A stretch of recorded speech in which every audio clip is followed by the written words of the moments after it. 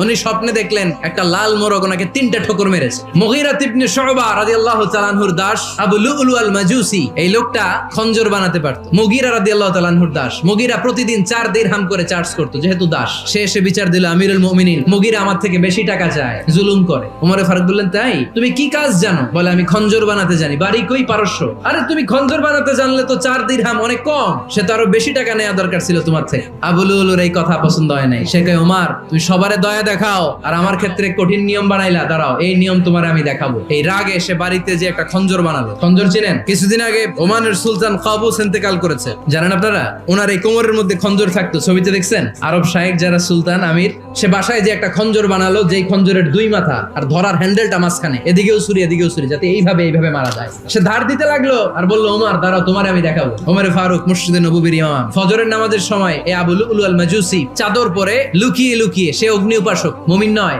ওমরে ফারুককে অ্যাটাক করার জন্য গেলেন। তখন ওনারা অন্ধকারে নামাজ পড়তো। নামাজের সময় যখন হলো, লুকিয়ে লুকিয়ে প্রথম কাতারে ওমরে ফারুকের পিছনে মুয়াজ্জিনের পাশেই দাঁড়ালে, হাতে খঞ্জর, একামত হলো। ওমরে ফারুক সালাত শুরু করলেন, ফজরের সালাত, আল্লাহু আকবার শুরু করলেন, সূরা ফাতিহা বললেন। আরেকটা সূরা যখন পড়তে যাবেন, ইন দ্য মিন টাইম আবু লুলু এই খঞ্জর নিয়ে ওমরে ফারুকের বুকের মধ্যে 3টা স্টেবিং করলেন। একটা মারলেন নাভির নিচে, মারার সাথে সাথে পাকস্থলী কেটে গেল। আরেকটা মারলেন পাজরে, পাজর ছিঁড়ে গেল। 3টা মারার পরে ওমরে ফারুক বললেন, কাতালানি আল কালব, এক কুকুর আমাকে মেরে ফেলেছে। পেছন থেকে এক সাহাবীকে টান মেরে সামনের দিকে নিয়ে গেলেন, তুমি নামাজের ইমামতি করাও। আর ওমরে ফারুককে বাকিরা ধরাধরি করে পেছনে নিতে আরম্ভ করলেন। আর এই আত্মাই আক্রমণ যে করেছে, সে কাতারের মাঝখান দিয়ে যেতে আরম্ভ করলো আর 2 দিকে ছুরি মারতে আরম্ভ করলো। 13 জন সাহাবীর গায়ে ছুরি মেরেছে, 7 জন সাহাবা স্পট ডেথ, জায়গায় মৃত্যু।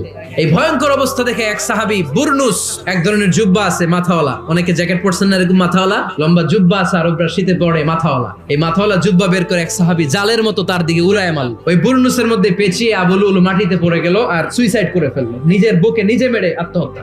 যেই সাহাবীকে ইমামতির জন্য দাঁড় করালেন, উনি ছোট্ট সূরা দিয়ে প্রথম রাকাতে সূরা আল কাউসার, দ্বিতীয় রাকাতে সূরাতুল ইখলাস দিয়ে নামাজ শেষ। ওমরে ফারুক বেহুশ, সবাই কান্নাকাটি করতেছে, সবাই দেখতে গেলেন, এখন হুঁশ ফিরে না। মুখের মধ্যে, মুখ খুলে রাষ্ট্রের চিকিৎসক মুখের মধ্যে দুধ দিলেন, ওই নাভি দিয়ে দুধ বের হয়ে যায়। তারা বললো, ওনারে বাঁচানো সম্ভব না, দেখেন হুঁশ ফিরে কিনা। হুঁশ ফিরলে ওনার পরে কে আমির হবে, উনি যেন প্যানেল ঠিক করে দিয়ে যায়। সবাই তাকিয়েছে ওমরে ফারুকের চোখের দিকে। আল্লাহর মেহেরবানিতে ঘন্টা খানিক পরে উনি চোখ খুললেন। চোখ খোলার পরেই বলেন নাই, ও মা আমি মরে যাই। চোখ খোলার পরে উনি বলেন নাই, কে মারলো আমারে। চোখ খোলার পরে উনি বলেন নাই, আমার পরে নেতা কে হবে। চোখ খোলার পরে সর্বপ্রথম কথাটি ছিল, আসল্লান নাস, আমার নেতৃত্বে যে ফজরের নামাজটা শুরু হয়েছিল, এটাকে ঠিকমতো তোরা পড়েছিলি?